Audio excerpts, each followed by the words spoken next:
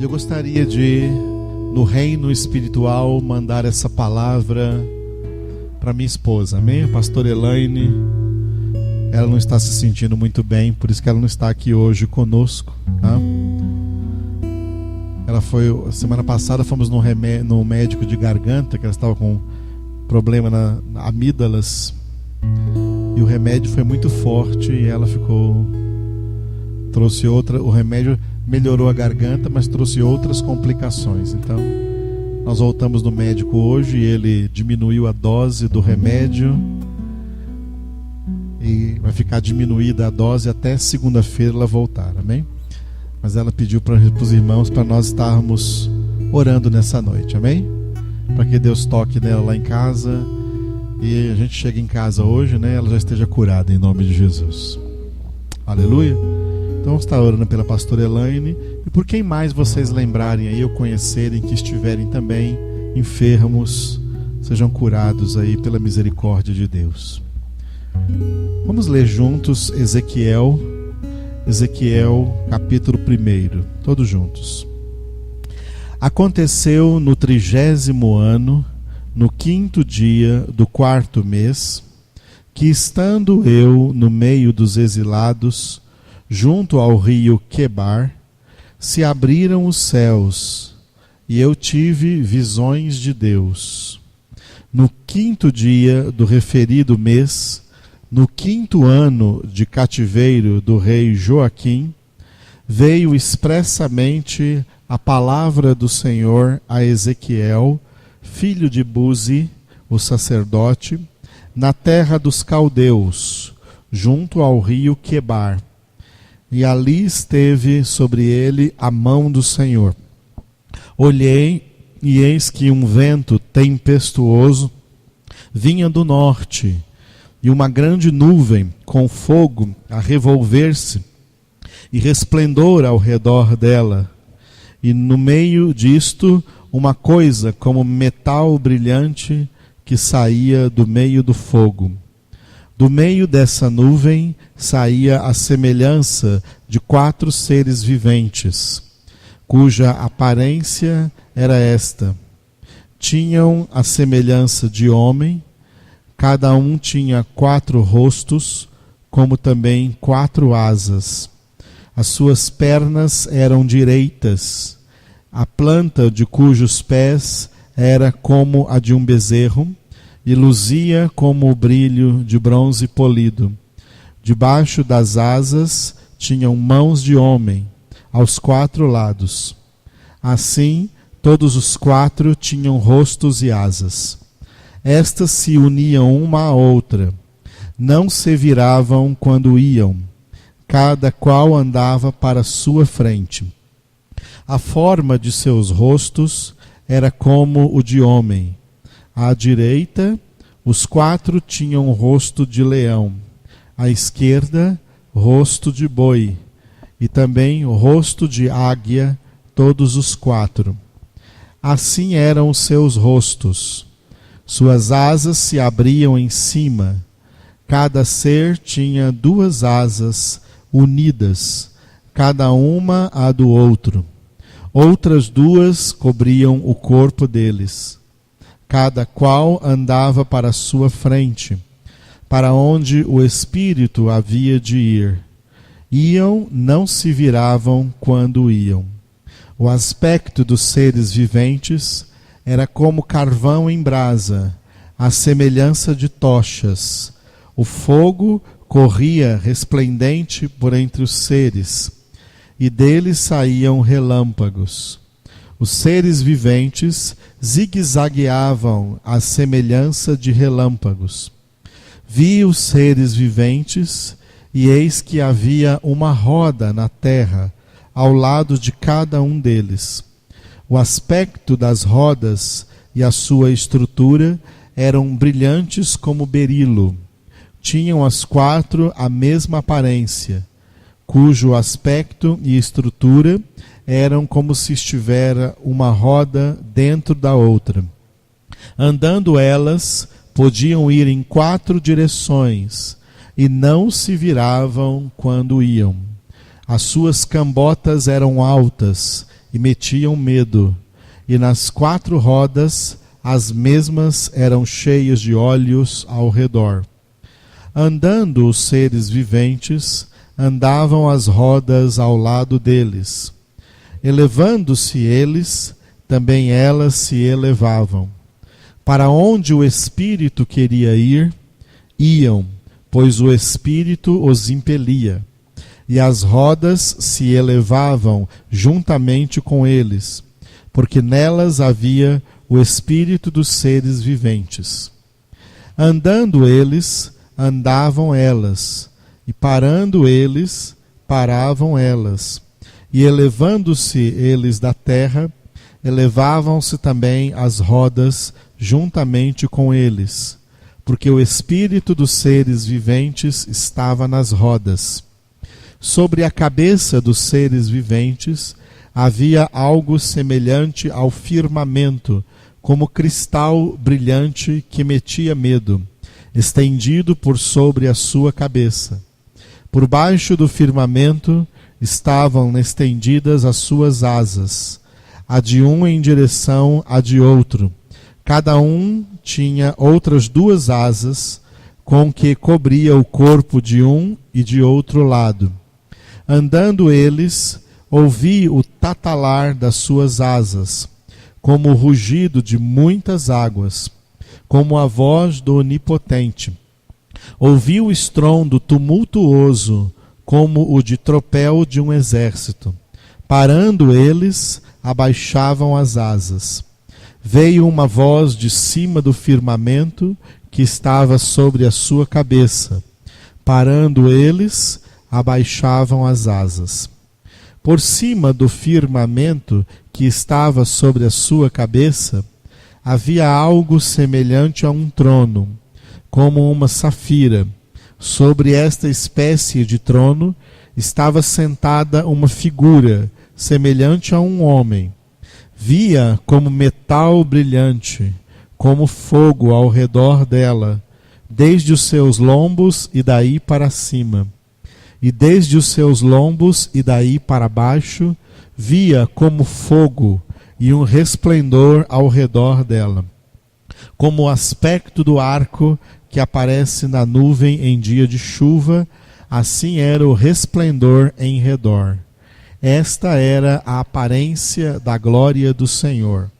Vendo isto, caí com o rosto em terra e ouvi a voz de quem falava. Aleluia. O profeta Ezequiel, no início do seu ministério profético para escrever este livro, ele está tendo aqui uma visão da glória de Deus. Assim como o apóstolo João teve na ilha de Patmos em Apocalipse, no último livro da Bíblia, no capítulo 4 e no capítulo 5 de Apocalipse, também João vê um trono e um ser assentado nele. E esse ser assentado no trono é Deus. Estar assentado no trono representa que Deus é soberano sobre todas as coisas. O único, soberano e insubstituível. E essa aparelhagem dos 4 seres viventes, que também aparece no Apocalipse, os 4 seres viventes fazem parte da corte celestial de Deus, que adoram a Deus dia e noite. E essas rodas que vão girando representam, entre outras coisas, as rodas do tempo. O tempo não para de passar. Essas rodas não param de girar. E elas são comandadas pela voz daquele que se assenta no trono. É pela voz daquele que se assenta no trono, é pelo comando daquele que se assenta no trono, que nós estamos vivendo hoje um novo dia. Que nós estamos vivendo hoje uma quarta-feira, dia 16? É isso? Dia 16 de maio de 2012. Essas rodas chegaram até agora. Se existir amanhã, se existir o dia 17, é porque as rodas continuarão rodando até chegar lá. Deus é o Senhor do tempo e o Senhor da eternidade. Ele determina todas as coisas conforme a sua soberania, conforme a sua vontade. Portanto, tem dois tipos de homens: homens que reconhecem a soberania de Deus e se prostram diante da sua presença para servi-lo e adorá-lo, e homens que não reconhecem a soberania de Deus porque estão cegos no pecado. Mas a soberania de Deus também age na vida deles. Deus age conduzindo os eleitos para a salvação e os ímpios para a condenação. Ninguém escapa de tudo quanto Deus predeterminou desde antes da fundação do mundo. Aleluia! E é por isso que estamos aqui hoje. Como diz o Salmo 139, cada dia da nossa vida foi escrito no livro de Deus antes que um só deles existisse. Esse dia foi escrito. E você está aqui nesse dia, eu estou aqui nesse dia. Aleluia! Elaine não está aqui nesse dia, está doente, mas ela está nos acompanhando em oração nesse momento. Amém? Eu gostaria que vocês ficassem de pé mais uma vez e orassem, amém? Orassem pela minha esposa em nome de Jesus. Glória a Deus. Eu queria que a pastora Isolina viesse fazer essa oração. E eu vou fazer o seguinte: Jesus disse em Marcos capítulo 16, pode vir, pastora. Jesus disse em Marcos capítulo 16: imporão as mãos sobre os enfermos, eles ficarão curados. Amém? Isso acontece para aos que creem. Amém? Então vocês vão estender suas mãos sobre mim.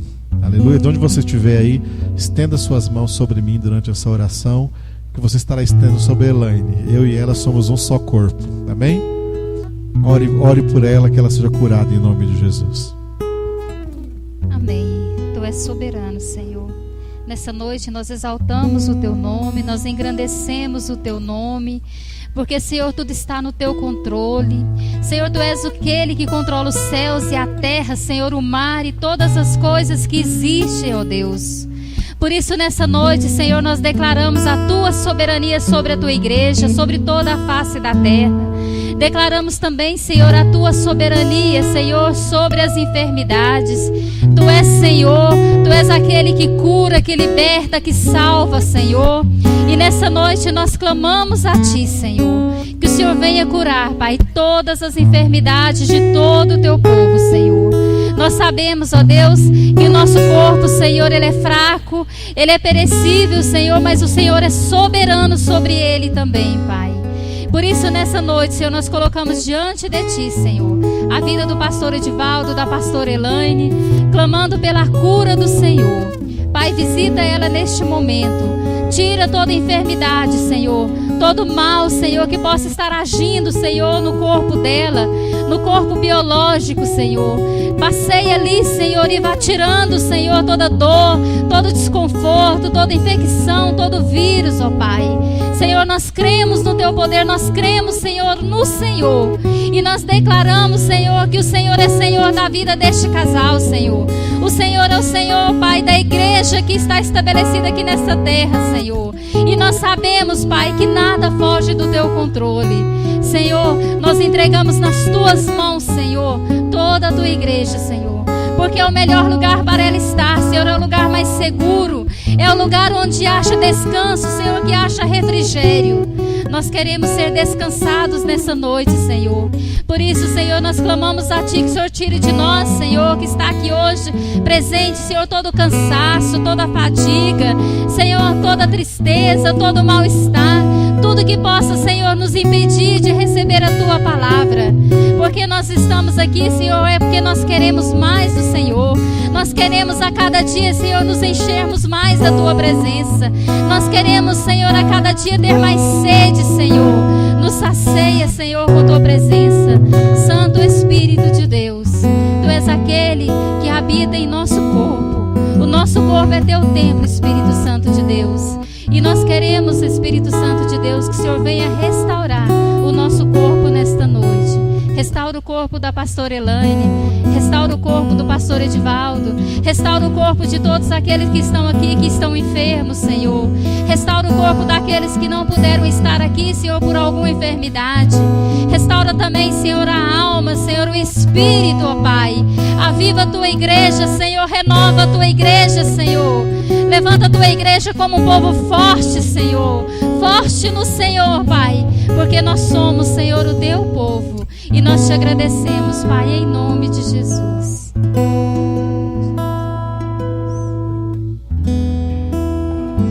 Aleluia, glória a Deus, amados. Muito obrigado. Pode sentar agora na presença do Senhor Jesus. Aleluia.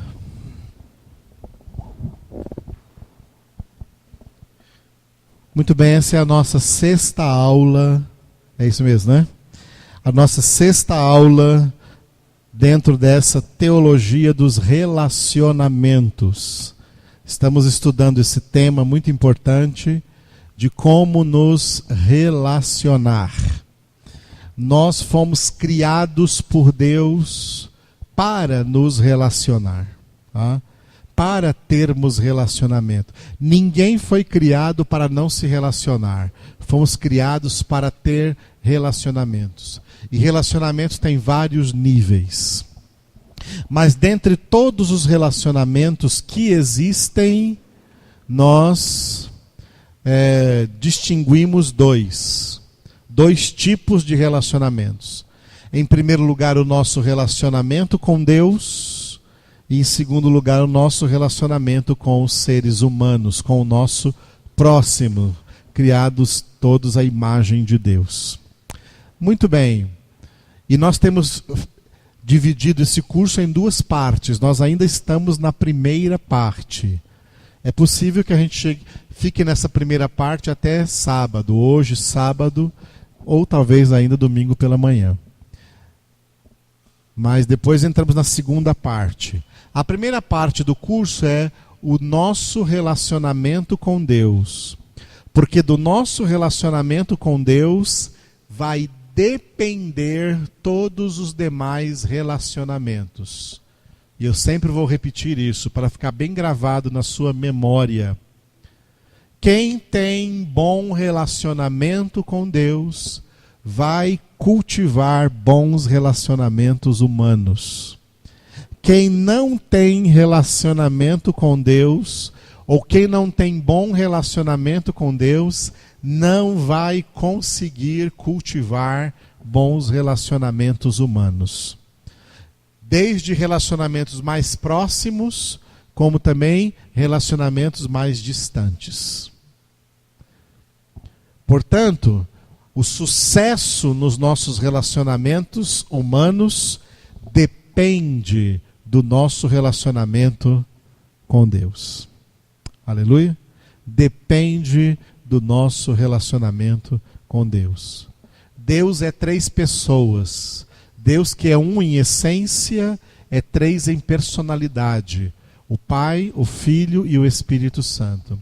E nós já falamos de como nos relacionamos com o Pai, de como nos relacionamos com Jesus, de como nos relacionamos com o Espírito Santo. São três pessoas divinas com as quais nós fomos colocados em relacionamento, ter relacionamento com Deus. Quem tem relacionamento com Deus, automaticamente esse relacionamento vai operar mudança. Por quê? Atenção, todo relacionamento provoca mudanças entre as pessoas que estão se relacionando. Se alguém está se relacionando, mas acha que não pode ter nenhuma mudança, essa pessoa destrói relacionamentos. Todo relacionamento frutifica em mudanças. Tá? Frutifica em mudanças. Ainda sábado aqui no casamento do Mariano eu falei sobre isso, né? Eu tenho 24 anos de casado, de vez em quando nós estamos meditando. Minha esposa e eu meditamos o tanto que, através do nosso casamento, Deus já me mudou, e como através do nosso casamento, Deus também já a mudou. Relacionamentos provocam mudanças. Se são bons relacionamentos, provocam mudanças para melhor. Se são maus relacionamentos, provocam mudanças para pior. Alguém pode sair bem de um relacionamento ou alguém pode sair mal de um relacionamento. Relacionamentos provocam mudanças, tanto para bem quanto para o mal. Agora, o nosso relacionamento com Deus provoca mudanças unilaterais, porque Deus não precisa mudar. Deus não tem nada para mudar, porque Deus já é perfeito. Por isso que Deus é imutável. Deus não muda, Deus é imutável, porque Deus é perfeito. E essa é uma boa resposta para as pessoas que falam assim: mas os tempos mudaram. Os tempos podem mudar, mas Deus nunca muda. Deus é imutável, porque Ele já é perfeito. Ele não tem que mudar em nada. O Pai é perfeito, Jesus é perfeito, o Espírito Santo é perfeito. Portanto, quando nos relacionamos com Deus, Deus não muda nada, mas nós mudamos. Nós mudamos porque nós somos mutáveis. E nós somos imperfeitos. E nós precisamos alcançar a perfeição, porque na Bíblia, perfeição é sinônimo de santidade. E no nosso relacionamento com Deus, Deus vai nos dizer isso: ó, eu quero que você seja santo. Sede santos, porque eu sou santo. Sede santos, como eu sou santo. A nossa santificação, que é um dos grandes temas que nós pregamos aqui na nossa congregação, a nossa santificação, sem a qual ninguém verá o Senhor, a santificação é mudança de vida, mudança constante, mudança diária. Todos os dias nós temos que estar dentro do processo de santificação. E se santificar significa mudar. Tem gente que não muda, continua nos seus pecados, porque não se santifica. Tá? Quem não se santifica acaba perdendo relacionamento com Deus, porque Deus não quer se relacionar com pessoas que não querem se santificar. Pessoas que não querem se santificar entristecem a Deus. Entristecem o Pai, entristecem o Filho, entristecem o Espírito Santo. E na Bíblia está escrito em Efésios 4:30, não entristeçais o Espírito Santo de Deus, com o qual fostes selados para o dia da redenção. Quem não quer se santificar, Deus também não quer se relacionar com essa pessoa. E se Deus desistir dessa pessoa, porque Deus desiste de pessoas, sabia? Deus desiste de pessoas. Tinha um cântico que a gente costumava cantar, que fala assim: Deus não desiste de você. Desiste sim. Se você não quiser mudar, se você não quiser se santificar, se você ficar teimando nos seus pecados, Deus também desiste de você.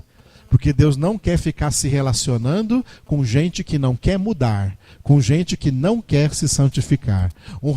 Todo relacionamento produz mudança. No nosso relacionamento com Deus, quem tem que mudar somos nós. Nós temos que nos santificar. Deus não precisa mudar, porque Deus já é santo. Então Deus quer nos santificar.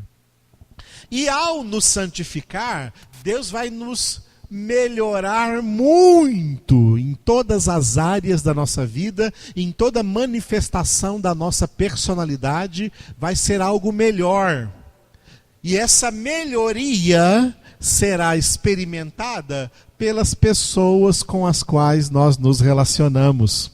As pessoas com as quais nós nos relacionamos vão perceber que nós estamos nos tornando pessoas melhores a cada dia. Vão perceber mudanças em nossas vidas. E às vezes essas mudanças vão ficar tão grandes que as pessoas vão dizer assim: puxa, mas você não era assim, como você mudou? O que aconteceu com você?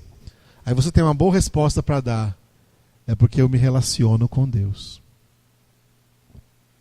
Aqui você vê uma grande diferença, irmãos, entre verdadeiros crentes ou crentes meramente religiosos, que eu chamo de falsos crentes. Tá? Verdadeiros crentes mudam. Porque o relacionamento deles com Deus é um relacionamento dinâmico. Eu falei para vocês anotarem também que todo relacionamento ele é progressivo.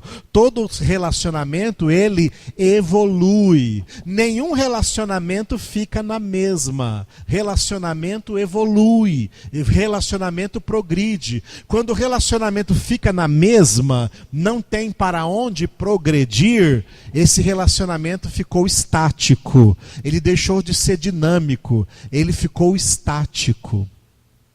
Entenderam? Quando num casamento o marido e a mulher já não crescem juntos, já não progridem juntos, eles pararam, eles ficaram estáticos. E é por isso que muitas vezes acontecem traições, porque de repente alguém que viu que o seu cônjuge está estático no relacionamento, percebe que fora do casamento acha algumas pessoas que estão provocando nela um relacionamento mais dinâmico e elas gostam disso. Entenderam? E vão caçar outros relacionamentos fora, porque o ser humano é relacional. O ser humano foi feito para se relacionar. O relacionamento não pode ficar estático. O relacionamento é dinâmico. Tá? O relacionamento é dinâmico. Um relacionamento estático é enjoativo. Todo mundo cansa de um relacionamento estático. Eu me relaciono 24 anos com a minha esposa e agora já estou doido para acabar o culto e chegar lá em casa, porque ela está lá me esperando. Porque o nosso relacionamento não é estático, é dinâmico. A cada dia nos descobrimos mais, a cada dia nos entendemos mais, a cada dia nos amamos mais. Há um crescimento e não uma diminuição e não uma parada. Relacionamento é dinâmico. Tá? Então, quem verdadeiramente tem um relacionamento dinâmico com Deus, mudanças serão observadas na sua vida. Agora, quem não tem um relacionamento dinâmico com Deus, mas tem um relacionamento estático, o relacionamento estático com Deus é o relacionamento religioso. Daquelas pessoas que encaram Deus apenas de uma forma religiosa, tá? Igrejista. Na minha igreja a gente faz isso, isso e aquilo, né? Eu gosto de igreja que tem isso, isso e aquilo, porque eu gosto de fazer isso, isso e aquilo. São relacionamentos religiosos. Esse tipo de prática religiosa, liturgias religiosas não transformam ninguém. As pessoas não mudam, não largam seus pecados, não perdem suas manias, elas não têm transformação, são meros religiosos. Por fora, bela viola, mas por dentro, pão bolorento. Por fora, sepulcros caiados, mas por dentro, cheios de podridão, não tem mudança. Jesus não gosta de religiosos, Jesus gosta de convertidos. Convertidos são aqueles que entraram pela conversão num processo vitalício de mudanças. E a nossa mudança é para chegarmos a perder a nossa própria identidade na identidade de Cristo Jesus. Crescer à estatura da maturidade do Filho de Deus. Sabe qual é a entrada nossa no céu? A entrada nossa no céu é essa. Se o Pai olhar para você e Ele ver você, você não entra no céu. Agora, se o Pai olhar para você e ver Jesus, Ele vai dizer, você é igual ao meu filho, pode entrar no céu. Essa é a nossa entrada no céu. Se o pai olhar para mim e ver Edivaldo, Edivaldo não entra no céu. Agora, se o pai olhar para mim e ao invés de ver Edivaldo, ver Jesus, ver o filho dele formado em mim, formado no meu caráter, ele vai dizer, você não é mais Edivaldo, você é como meu filho Jesus, pode entrar. Aqui é sua casa. Entenderam, amados? Isso é o objetivo do cristianismo, sermos transformados na imagem perfeita do Filho de Deus. Romanos 8, 29. Está esse versículo. Sermos transformados na imagem perfeita. Não é na imagem imperfeita, não. Não é numa caricatura de Jesus, é na imagem perfeita de Jesus, na imagem perfeita do Filho de Deus. Esse é o objetivo do nosso relacionamento com Deus. E à medida que essa transformação acontece em nossas vidas, ela vai se refletir em todos os nossos demais relacionamentos. Aleluia. Glória a Deus. Muito bem. Tem uma palavra que eu quero compartilhar com vocês, para nós encerrarmos essa primeira parte do nosso curso de relacionamentos, que é o nosso relacionamento com Deus, e já, é claro, falando algumas coisas, sempre estarei falando algumas coisas do nosso relacionamento com o próximo. Amém? O que nós vamos ler agora é um texto muito conhecido de todos nós na Escritura Sagrada, que é o texto dos 10 mandamentos. Abra na sua Bíblia aí os 10 mandamentos. Quem sabe de cor onde está? Êxodo 20. Deuteronômio também tem, mas é em outro capítulo. Agora, Êxodo 20. Êxodo, segundo livro da Bíblia, o livro chamado Êxodo, capítulo 20. Pedro Paulo veio hoje, que bom, glória a Deus. Não vai ficar com falta. Natália que vai, né? Aparecida veio hoje, melhorou a perna, melhorou o pé, esse pezinho aí, né?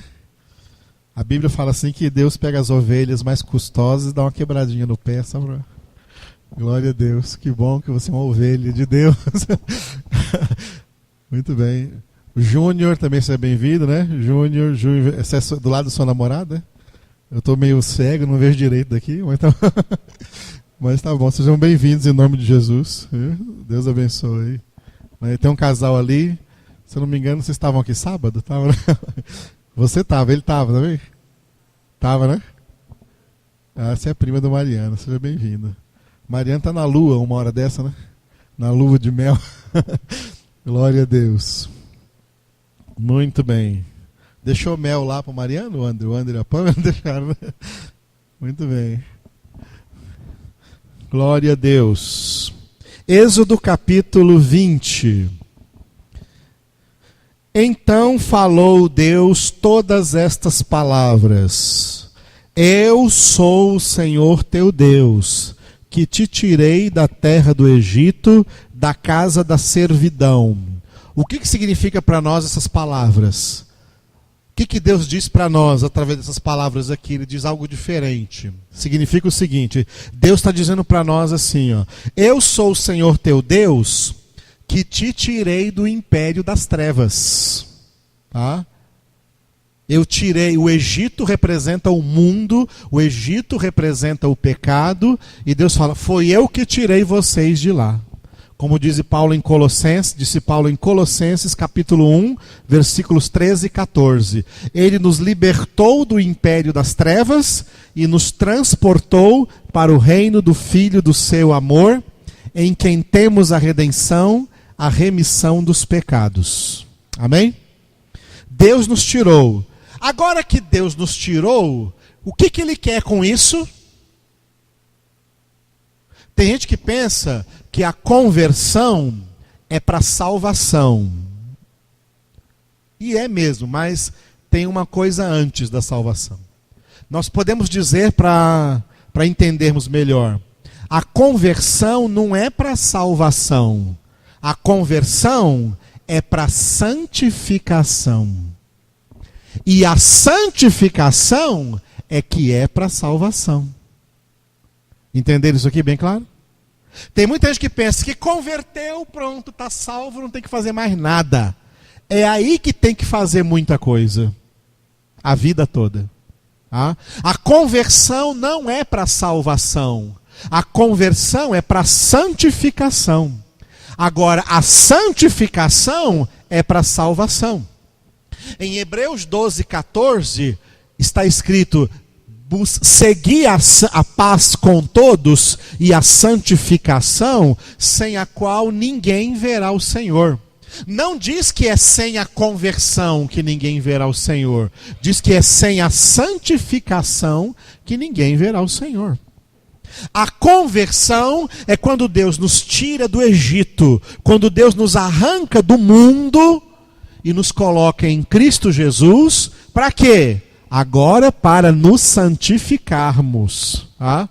Sem conversão ninguém se santifica.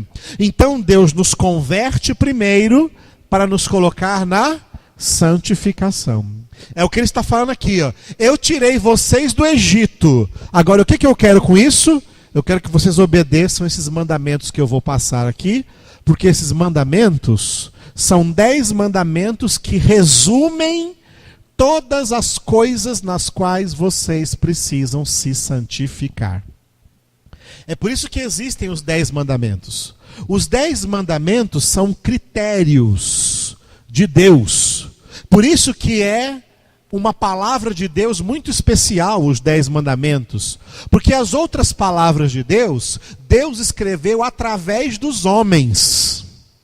Mas os 10 mandamentos, Deus mandou Moisés trazer 2 tábuas de pedra, porque ele pessoalmente ia escrever esses 10 mandamentos. Os 10 mandamentos é uma parte muito importante da Escritura. Porque foi escrito diretamente por Deus. É palavra de Deus escrita diretamente por Ele. Na pedra. Nas 2 tábuas de pedra. As outras palavras da Bíblia são escritas indiretamente. São palavras de Deus através dos homens. Mas os 10 mandamentos são palavras diretamente escritas por Deus, pelo dedo de Deus, nas 2 tábuas que ele mandou Moisés confeccionar de pedra, de rocha. Amém? E esses 10 mandamentos são um resumo de toda a palavra de Deus. O que Deus quer operar na nossa santificação. Vamos ler primeiro aí os 10 mandamentos? Se você tiver uma canetinha e não fez isso ainda, faça aí. Na sua Bíblia vai anotando o 1º, 2º, 3º, até chegar no 10º mandamento. Amém? O versículo 3 é o 1º mandamento. Se quiser anotar aí, o versículo 3 é o 1º mandamento. Não terás outros deuses diante de mim. Versículos 4, 5 e 6 é o 2º mandamento.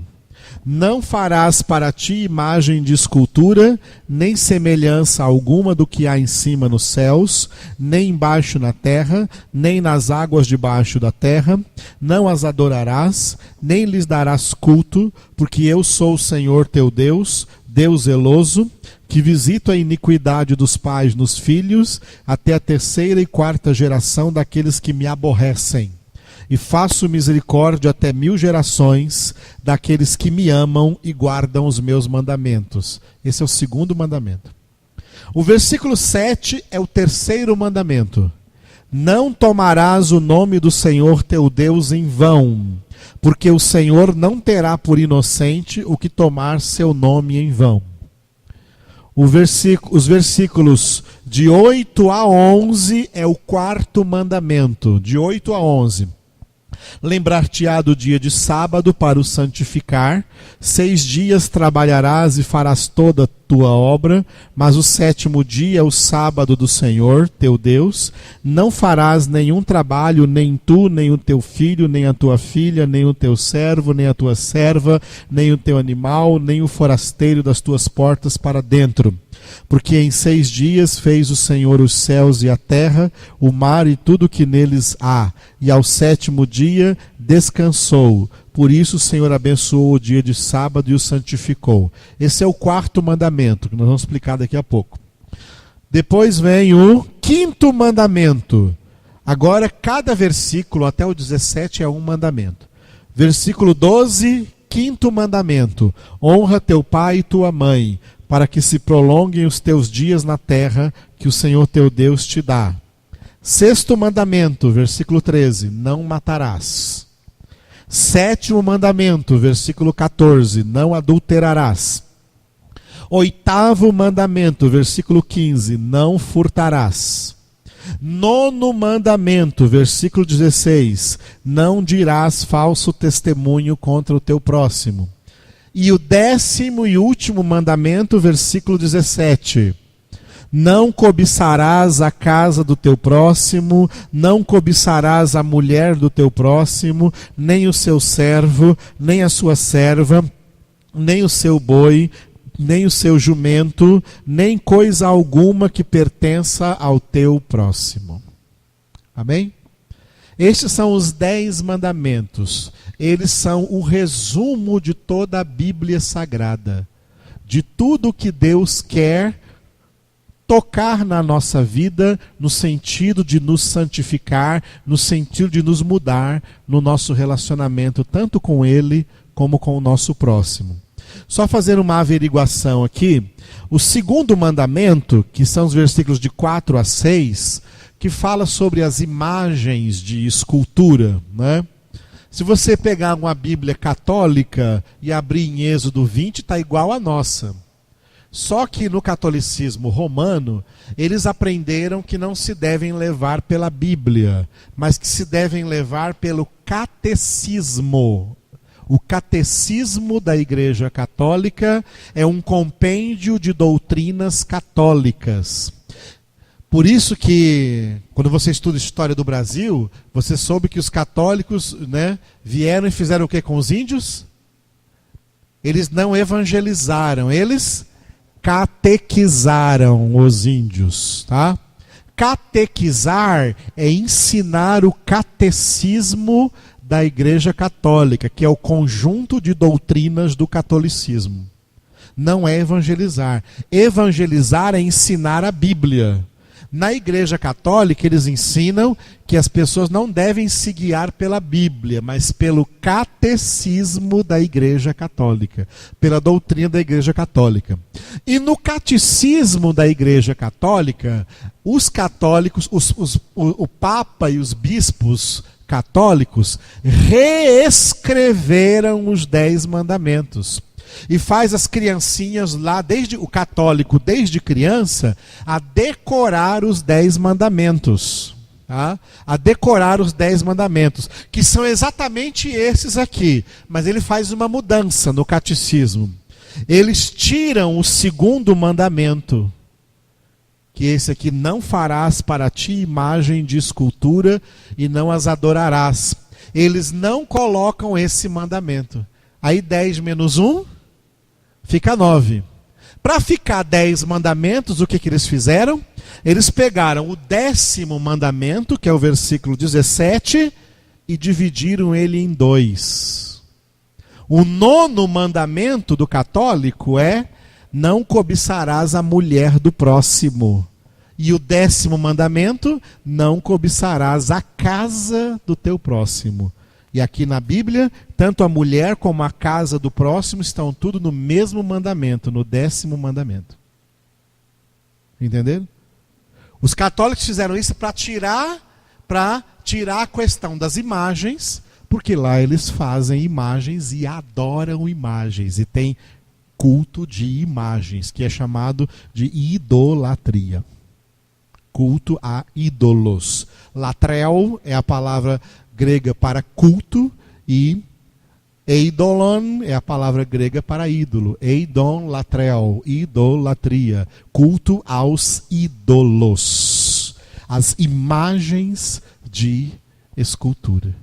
E eles adoram, porque desde criança eles aprendem que isso não faz parte dos 10 mandamentos. Porque nos 10 mandamentos do catecismo católico não fala nada de escultura, mas na Bíblia fala. Eles modificaram a Bíblia para ensinar isso para as crianças católicas e os católicos já crescerem nessa doutrina errada, adorando o diabo. Entenderam? Muito bem. Por que eu peguei esses 10 mandamentos para falar sobre relacionamentos? Porque estes mandamentos, eles falam exatamente dos 2 tipos de relacionamentos que nós temos que ter. Em primeiro lugar com Deus e depois com o nosso próximo. Os relacionamentos ensinados aqui pelos mandamentos de Deus, eles têm a forma da cruz. A forma da cruz onde Jesus foi crucificado. A cruz, ela tem duas hastes. Uma haste vertical, que ficou enfincada no chão, não é isso? E lá em cima a haste horizontal, ok? A haste horizontal. A haste horizontal ficaria lá em cima se não tivesse a vertical? Não. A haste horizontal, ela precisa da vertical, porque ela não ia ficar flutuando lá no ar. Para ela ficar lá, a haste horizontal, ela tinha que estar pregada na haste vertical, que está firme no chão. Essa haste vertical da cruz representa o nosso relacionamento com Deus. E a haste horizontal da cruz representa o nosso relacionamento com o próximo. Os mandamentos foram dados nesta direção. Os primeiros mandamentos aqui falam sobre o relacionamento direto com Deus. E do 5º mandamento para frente, de honrar pai e mãe para frente, fala só do nosso relacionamento com o próximo. Por isso que os 10 mandamentos foram depois resumidos em 2. Os 10 mandamentos foram resumidos em 2. Um representando o relacionamento vertical com Deus e outro representando o relacionamento horizontal com o próximo. O relacionamento com Deus ficou o seguinte: amarás o Senhor teu Deus de todo o teu coração, com toda a tua mente, com todas as tuas forças. E o relacionamento horizontal ficou assim: amarás o teu próximo como a ti mesmo. Esses 2 mandamentos, amar a Deus e amar ao próximo, um deles foi modificado com a vinda de Jesus, o outro não. Tá? O mandamento de amar a Deus com todas as forças, com toda a mente, de todo o coração, ele permanece igual, ele não mudou. Mas o mandamento de amar o próximo mudou. No Antigo Testamento, o mandamento sobre o próximo era: amarás o teu próximo como a ti mesmo. Mas no Novo Testamento, Jesus disse em João 13:34. João 13:34, Jesus disse: novo mandamento vos dou, que vos ameis uns aos outros, como eu vos amei. Como eu vos amei. No Antigo Testamento era amar o próximo como a si mesmo. Mas no Novo Testamento mudou. É amar o próximo não mais como a si mesmo, mas amar o próximo como Jesus nos amou. Glória a Deus. Os 10 mandamentos, então, são o resumo desse relacionamento vertical com Deus e esse relacionamento horizontal com o nosso próximo. Sendo que o relacionamento horizontal depende do relacionamento vertical. Sem o relacionamento vertical, o horizontal também não vai existir. Porque o horizontal é sustentado pelo vertical. Amém? Entenderam isso aqui? Então vamos dar uma olhada aqui. Os três primeiros mandamentos referem-se diretamente a Deus. Ó. Não terás outros deuses, não farás imagens nem adorarás essas imagens, e não tomarás o nome do Senhor teu Deus em vão. Esses são os três primeiros mandamentos. O que eles significam? O que significa o primeiro mandamento? Não terás outros deuses. Significa que para nos relacionarmos com Deus, Deus exige exclusividade.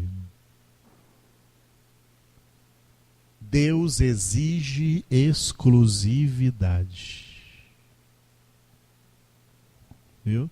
Deus exige exclusividade. Não dá para adorar a Deus e também ter outros deuses. E também ter outros ídolos. E também seguir a outras cabeças. E também estar atrás de outras influências. Não dá para servir a Deus e ao mundo.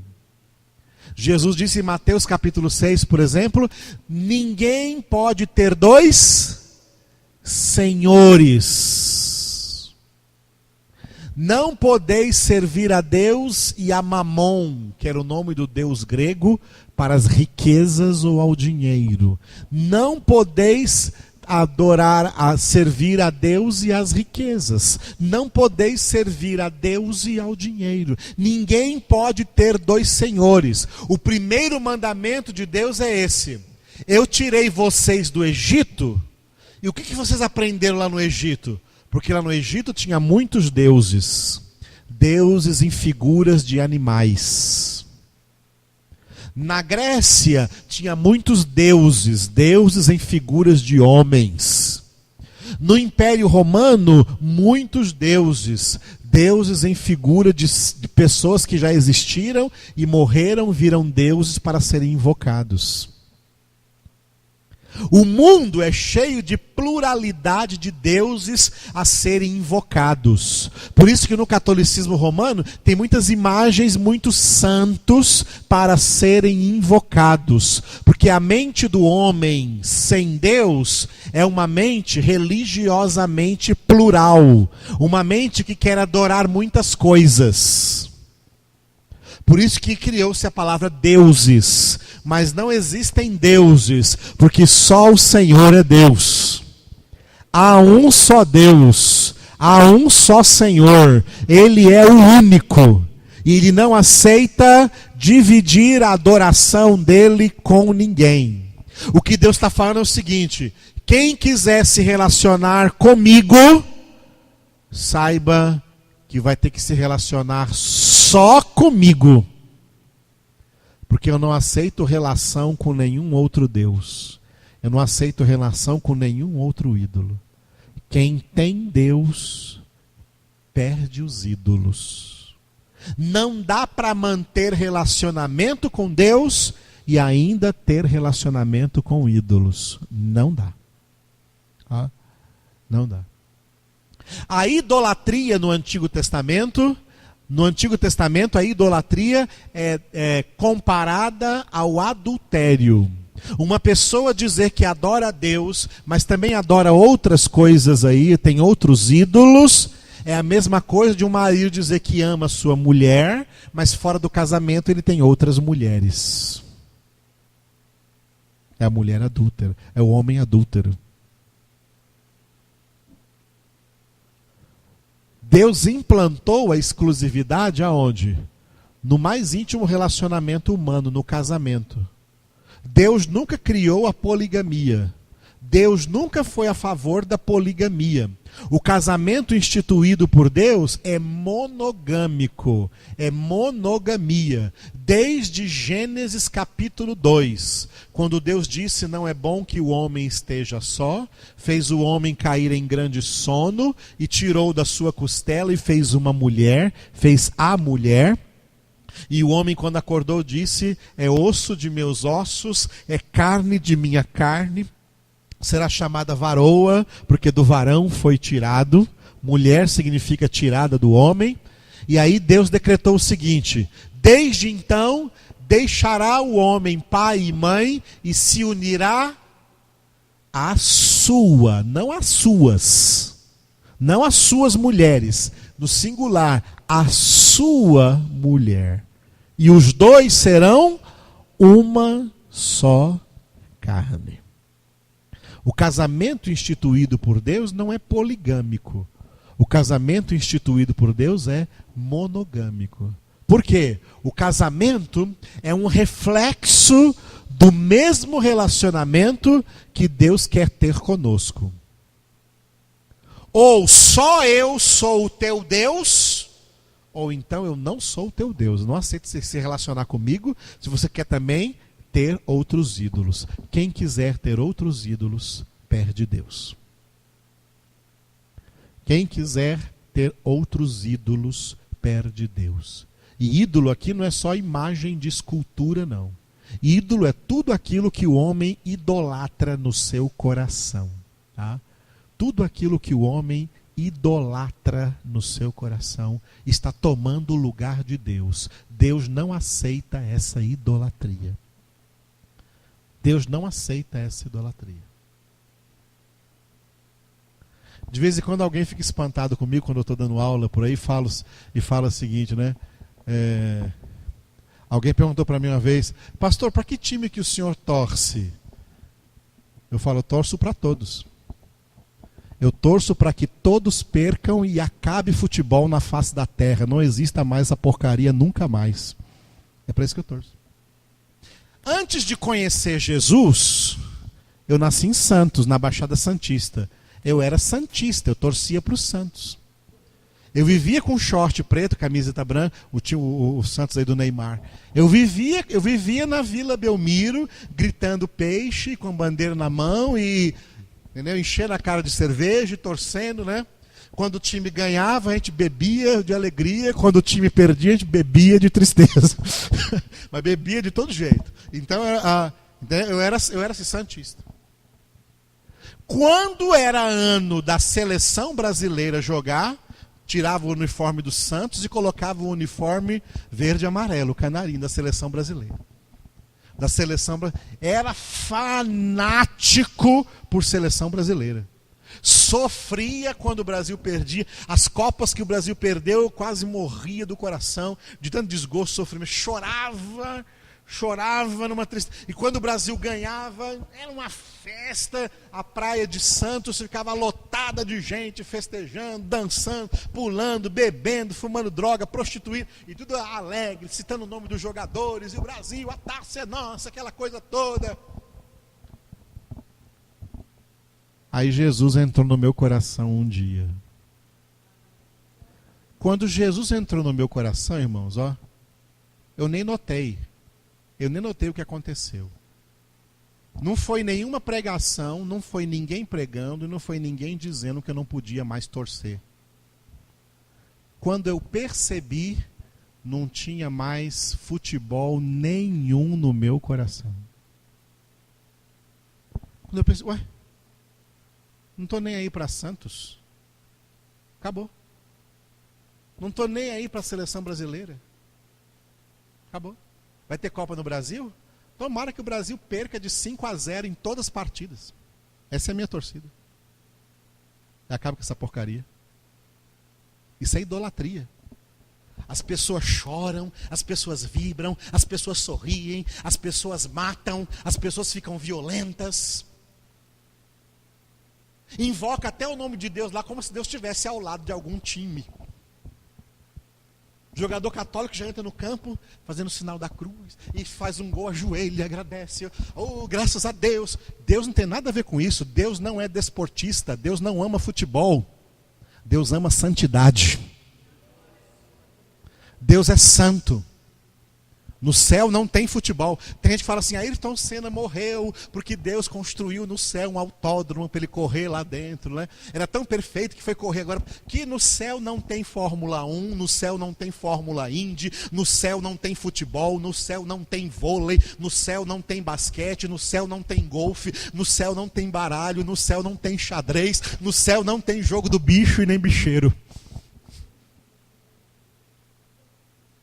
No céu tem santidade. Olha o que nós lemos no capítulo 1 de Ezequiel hoje. No céu tem um Deus santo, assentado no trono, que é dono de todas as coisas no universo e que só aceita a adoração para quem for exclusivamente consagrado a Ele.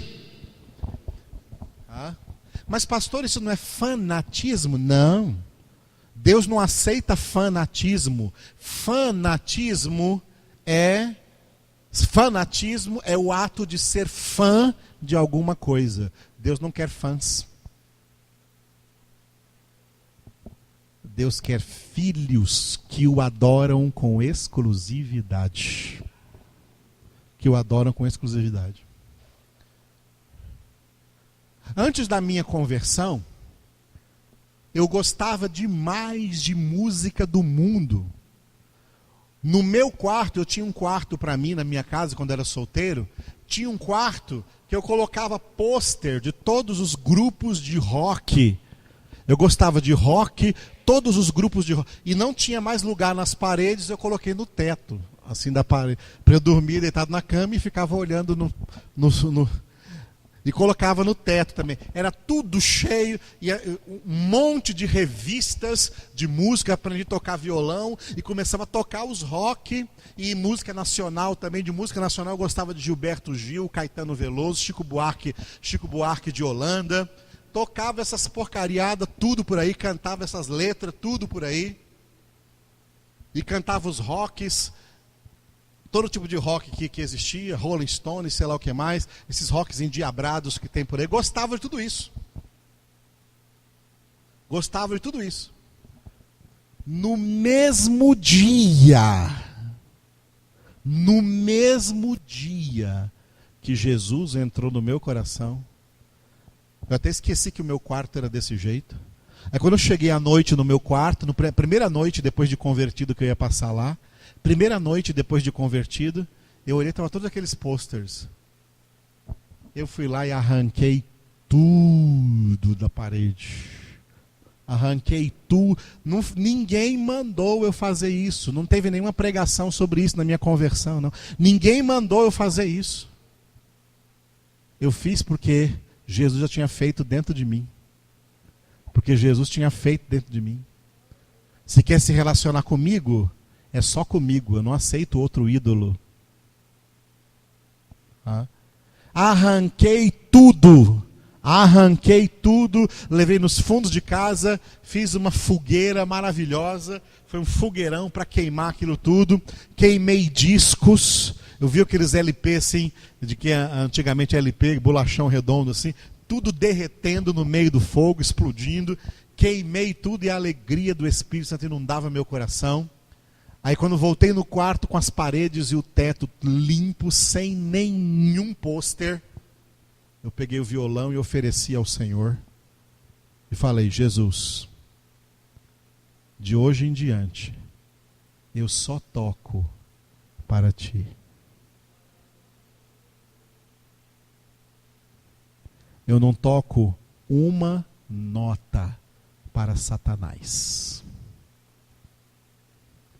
Eu só toco para Ti. Aleluia, irmãos. Hoje tem um monte de crente por aí que é apaixonado em música do mundo. É porque não tem Deus. Porque Deus exige exclusividade.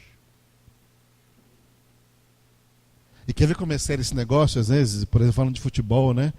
Elaine e eu fomos chamados para orar na casa de um de um casal aqui em Anápolis, tá? Aqui, alguns anos atrás, porque o filho dele disse que era crente, mas não era nada, era religioso. E agora não quer ir mais igreja, porque foi uma época em que o Flamengo estava muito em alta, e o Romário era flamenguista, o Romário estava em alta. Naquela época o Romário estava em alta. E nós fomos lá orar na casa desse casal, né? E o menino estava lá no quarto, trancado, e não quis nos receber. O rapaz devia ter assim, uns 17 anos. Estava no quarto e não quis nos receber. Eu falei, então vamos orar aqui na sala mesmo. Chamei o casal para ficar de pé. Ele não quer, mas nós vamos orar por ele daqui, tá? E começamos a orar por ele. Quando começamos a orar por ele, o menino abriu a porta e saiu do quarto com o uniforme do Flamengo. E sabe uma coisa inédita, eu nunca tinha visto aquilo. Ele estava possuído por um espírito maligno que a si mesmo se chamava Romário. Andando com o mesmo jeito que o Romário andava, falando com a mesma voz, eu sou o próprio Romário, vocês não podem me expulsar daqui. Era um demônio igualzinho o Romário. Ah, não podemos? Vem cá para você ver. Quando expulsamos em nome de Jesus, o rapaz, uai, o que aconteceu? Onde que eu estava? Que roupa é essa que eu estou usando? Não tem jogo hoje? Não. Ele nem sabia por que estava aquela roupa. Vamos lá no seu quarto. O quarto dele estava igual o meu com as bandas de rock. O quarto dele era todas as paredes e o teto, uma bandeira do Flamengo na janela. O teto todinho, as paredes, tudo com times do Flamengo. O quarto todo vermelho e preto. E uma faixa lá escrito Flamengo até morrer. E o computador dele estava aberto lá, o protetor de tela era a bandeira do Flamengo. E Romário, escrito para tudo quanto é lado, camisa do Romário, acho que era o número 11, se eu não me engano, e lá pendurado nos cabides. Eu falei para ele assim, ó, vamos tirar o Romário e colocar Jesus? Claro. Depois que o espírito imundo, e é imundo mesmo isso aí, foi embora, pegamos tudo aquilo lá, tiramos tudo aquilo, queimamos aquilo tudo, e deixamos ele lá lendo a Bíblia. Estava possesso de Romário. Nunca tinha visto uma possessão tão desportista como estava possesso de Romário. Para mim foi novidade. Tá? Mas é o diabo age aí. Amados, Deus exige exclusividade. Deus exige exclusividade. Quer ter relacionamento comigo? Não terás outros deuses. Não terás outros ídolos.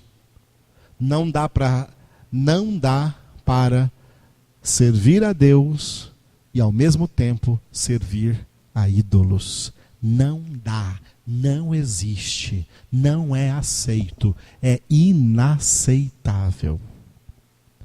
E não é só isso não que eu falei aqui de algum esporte, falei aqui de música, mas é em tudo. Qualquer amizade com o mundo é inimizade contra Deus. Quem se constitui amigo do mundo se constitui inimigo de Deus. Agora, quem quiser ser amigo de Deus, ter um bom relacionamento com Deus, tem que perder o relacionamento com o mundo. Tem que perder o relacionamento com o mundo. Não dá para misturar. Luz e trevas não se misturam. Deus e o mundo não se misturam. Jesus disse diante de Pilatos: o meu reino não é deste mundo. Quem quiser salvar sua vida nesse mundo, perde para Deus. Mas quem perder a sua vida nesse mundo, por amor do Senhor e da sua palavra, ganha para a vida eterna. Aleluia. Aleluia. Eu fico impressionado quando vejo aí né? A gente está vendo, passando por uma era aí, né? Que está vendo muito artista desses antigos aí morrerem, né? Chico Anísio, não sei quem mais morrer. O que a gente escuta falar foi tudo pro céu. Agora o céu está mais alegre. Céu não é lugar de piadista, não. Céu não é lugar de comediante. Céu é lugar de santidade. E quem começou a buscar a santidade agora, aqui na terra. Aleluia. Glória a Deus. Domingo eu estava vendo no Fantástico, não sei se foi no Fantástico, nem sei se foi um jornal desse por aí, né? O Neymar dos Santos com um negócio na cabeça, que uma faixa, escrito 100% Jesus. Eu falei para a Elaine, que dia? Que dia que esse cara tem 100% de Jesus? Ele não tem nenhum por cento. Nem 0,5%.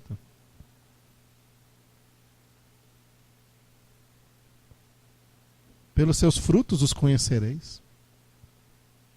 Quem é 100% de Jesus, se é 100% é porque não cabe mais nada. Jesus preencheu tudo. Porque se Jesus também não for 100%, 99% é que ele não é.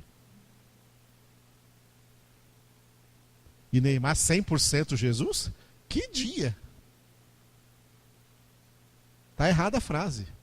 É 100% Satanás. Jesus não tem nada.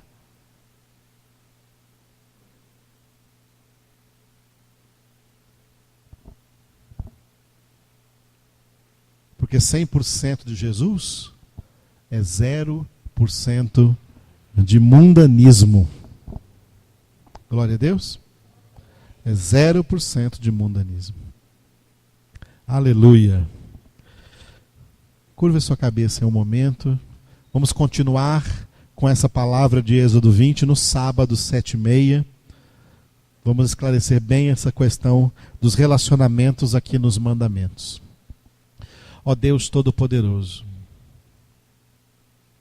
Tu és o único, Senhor. Tu és o único digno de toda adoração. Porque Tu és o único Deus. Por isso, com toda justiça, Tu exiges exclusividade no relacionamento para contigo. Quem quer se relacionar contigo, automaticamente tem que dar as costas para outros relacionamentos errados, para outras culturas erradas, para outros costumes errados, para costumes idolátricos, seculares, mundanos. Tem que ser algo sincero, tem que ser algo verdadeiro. Nós queremos o verdadeiro, Senhor, por isso estamos aqui fazendo esse curso, por isso estamos aqui aprendendo mais de Ti, porque nós queremos o verdadeiro, queremos nos relacionar com o Senhor em espírito e em verdade, como Tu procuras adoradores para Te adorarem dessa maneira. Obrigado por todos que vieram aqui nessa noite e que vão sair daqui levando para suas casas essa palavra no seu coração. Que esse relacionamento com o Senhor mude, Senhor, as nossas vidas. Mude a nossa conduta, Senhor, da maneira como Tu quiseres nos mudar. Muda-nos, transforma-nos e toca-nos, ó Deus. Em nome de Jesus. Entregamos a Ti também nossos dízimos e nossas ofertas, sabendo que tudo o que ganhamos é do Senhor, e o Senhor nos dá para que vivamos vida digna na face da terra. Nós devolvemos a Ti dízimos e ofertas, declarando que não servimos as riquezas, mas servimos o Senhor. Não temos dois senhores, temos um só Senhor. Só Tu és o nosso Senhor, só Tu és o nosso Deus, e a Ti nós confiamos a nossa vida. Obrigado, Senhor.